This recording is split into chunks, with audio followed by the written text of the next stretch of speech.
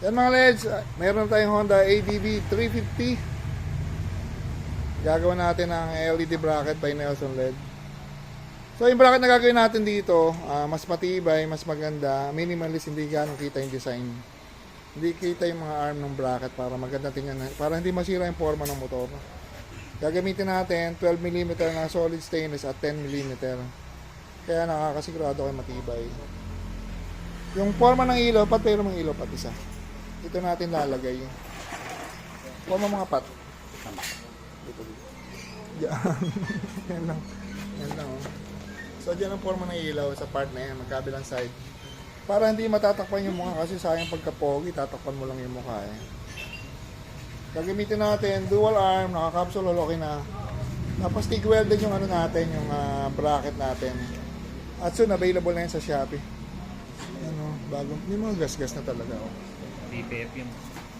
So ayan mga LEDs, first time magkaroon tayo ng customer na ADB 350. Tapos gagawin pa natin isa rito. Magka-fabricate na tayo ng horn bracket na Bosch Europa. Para sa Bosch Europa. Para sure na matibay at walang vibration at hindi mahuhulog yung bracket. Yan yung mga nagtatanong, yung mga reseller natin. Gagawa tayo ng mas quality kasi stainless. Hindi tayo gagamit ng black iron na kinakalawang. Stainless gagamitin natin na 304 high grade stainless para maganda at matibay. So lang, ito yung kinalabasan niya. Dito dual arm, ayan na dual arm yan. Tapos capsule hole, nakatumi yun sa chassis. Ginamitan natin ng 12mm yung pinakagitna yan. Iyon, 12mm yun. Tapos pa-powder coat pa natin. So ayan ang kalalabasan ng forma niya. So, mas maliit na ilaw, mas pasok pa. Kasi sinukat na namin sa malaking ilaw yan. CMX7. Ayan o, maporma rin. Ayan o. So, hindi natatakpan yung mukha ng motor kasi nababawasan yung kapogi. Try na lang natin ngayon kung sumasayad pagka pinag-bounce. Ayan nakababatang kapatid ng motor ko, ayan o, 350 saka, ayan yung comparison ng size niya, 350 saka 750. Ito na yung bracket na gawa na natin para sa Honda 350, ADB 350. Ayan, napakita natin, stainless yan o, stainless yan na naka powder coat, hindi talaga dumidikit. Unlike ng black iron, pinakalawang, ayan o, ito pag bakal, dumidikit.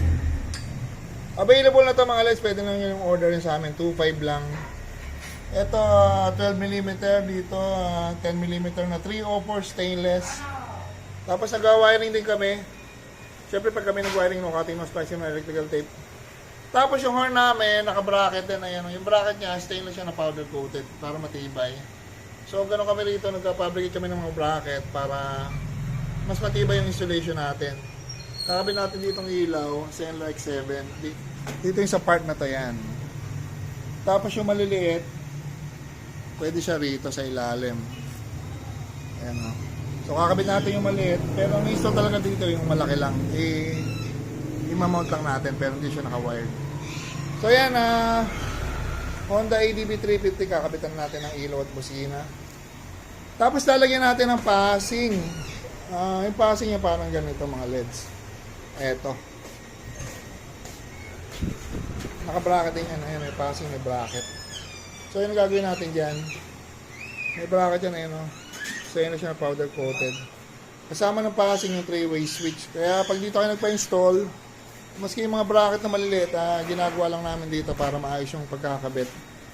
Siyempre, para accessible sa thumb nyo, abot ng thumb nyo pagka nag-drive kayo. Ito yung bracket na gawang by Nelson LED. Kita mo rito. Ito yung isang ilaw pogi. So dito yung isang ilaw, dito yung isang X7. Ayan, dito yan. Dyan. Yung bracket namin, capsule hole ito. Kaya pwede mo siyang move left to right para masentro. Tapos dito, meron tayong hinabang na para sa maliit na MDL. Ayan. Dalawa yan. Sa gitna, nakatumingin sa chassis. Kita ba? Saan ba? Nakita eh. Ayan, nakatumingin sa chassis. Yun. Kasi dito. Tapos dito, ano mo rito, button nut sa side. Naka-clip din. So, ang nakatuloy nyo sa motor, 5, dalawang side, dalawa rito, saka sa chassis. Kaya siya matibay. So, ayan ang magiging forma niyan. Ayan, bubuin natin unti-unti. Ito na mga LEDs, update. Kinabit na natin yung Bosch Europa. Naka-bracket tayo ito. Tapos dito naka-bracket na yun. Sa may tank, may tumili yan. Doon nakakabit. Ayan. Para alam nyo rin pagka magkakabit kayo ng Bosch Europa sa EDB 350 kung bibili kayo ng horn bracket natin. Ayan, wala yung sabit. So ayan mga LEDs, ADB 350 with Bosch Europa.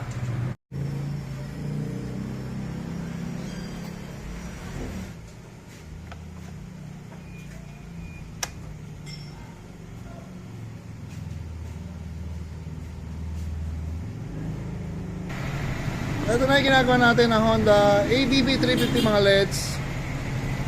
Dala tayo rito. Papakita natin kung anong ginawa natin.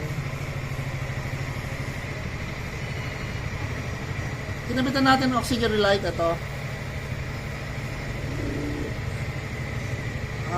Yung bracket niya gawa natin. Bagong fabricate lang natin. Stainless na powder coated. Nakatuloy yan sa chassis mga LEDs. 10mm na shafting at 12mm 304 stainless. Pwede ka maglagay ng malaking ilaw sa maliit. Ito yung maliit, ayun o. Kasya rito mas ka na M5. Ito dual arm yan para matibay. Tapos busina nito Bosch Europa. Ayun o, may Bosch Europa. Saka dito. Yan, so kompleto na to, may ilaw, may busina, may solid. Yan. I-demo natin, pakita muna natin yung ginawa natin ng mga passing switch. Meron itong passing switch. At yung passing switch niya, nagka-passing na yan. Ito yung high and low. Tapos may selector ng busina. Yung naka-Europa, knuckle switch. Pagka naka-stock horn, ayan. Napindot ko yung kill switch. So, papademo natin. Yan, demo na natin mga LEDs. Papusinahin muna natin Bosch Europa.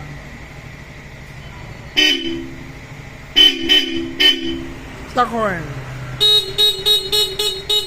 Yung Bosch Europa natin, gumagamit tayo ng horn bracket na stainless para bolt-on lang.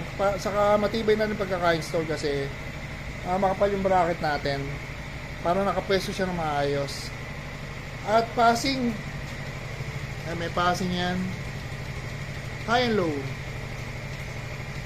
Yun o, so kompleto na. Ito mga LEDs, kinabit lang namin to, pang demo lang. Hindi siya naka-wire talaga kasi ito lang talaga pina-install ni Sir. Pinakita lang natin na pwede yung ilaw pa rin dito. Maski na yung mas malaki, mga M5 Plus, kasya pa rin. Tinest natin, walang sayad. So, lahat na ginawa natin dito,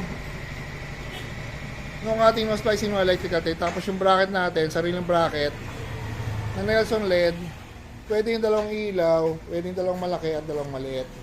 Tapos yung bracket natin, nakatumi niya sa chassis, stainless, powder coated, TIG welded, capsule hole, tapos dual arm para walang vibration. At yung material niya 304 stainless na 10mm at 12mm, kaya napaka-solid niyan mga LEDs. So yan, dana tayo. Salamat kay Sir Aldri na nagpanap sa atin ng motor kaya nakagawa tayo ng LED bracket. Maraming salamat Sir, God bless po. Thank you